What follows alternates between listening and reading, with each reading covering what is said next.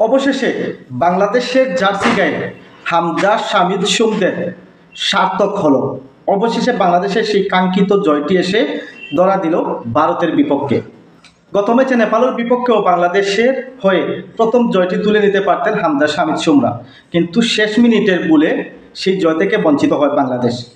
এছাড়াও হংকং চায়নার বিপক্ষেও জয় থেকে বঞ্চিত হয় বাংলাদেশ এই শেষ মিনিটের গোলে এসে। এর আগেও ভারতের বিপক্ষে বাংলাদেশ ড্র করেছিল, কিন্তু আজকে আর কোনো রকম ভুল করেনি।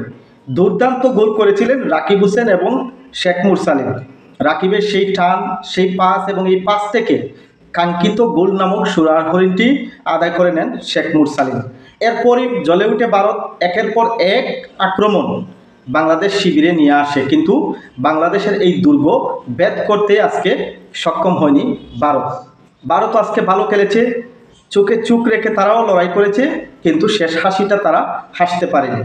বাংলাদেশ আজ আর ভুল করেনি। শেষ মিনিটে এসে বাংলাদেশ পেয়ে গেল সেই কাঙ্ক্ষিত জয়, এবং এরই সাথে 22 বছরের রেকর্ড ভেঙে দিল বাংলাদেশ।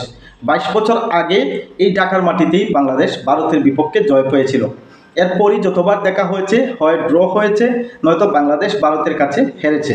কিন্তু হামজা শামিদ সুমরা, জায়ান আহমেদরা বাংলাদেশের জার্সি গায়ে তুলে নেওয়াতে যে বাংলাদেশের ফুটবলের পরিবর্তন এসেছে, বাংলাদেশ ফুটবলের যে শক্তি সামর্থ্য অর্জন করেছে, সেটা কিন্তু বিগত ম্যাচগুলোতেই প্রমাণ হয়েছিল। আজকে জয়ের মাধ্যমে সেটা সুলকলা পূর্ণ হলো, এবং হামজা শামিদ সুমদের সার্থক হলো বাংলাদেশের জার্সি গায়ে দেওয়া। যদিও আজকে হামজা গোল করতে পারেননি, কিন্তু রক্ষণভাগে প্রাচ্যের দুর্গ হয়ে দাঁড়িয়েছিলেন হামজা। ভারতীয় একের পর এক আক্রমণ যেন একাই রুখে দিয়েছিলেন হামজা চৌধুরী। অভিনন্দন বাংলাদেশ, অভিনন্দন হামজা চৌধুরী, অভিনন্দন শামিদ সুম। একটি জয় প্রাপ্য ছিল, এই জয়টা ছাড়া যেন বেমানান লাগছিল। সেই কাঙ্ক্ষিত জয়টি আজ বাংলাদেশের হয়ে ধরা দিল।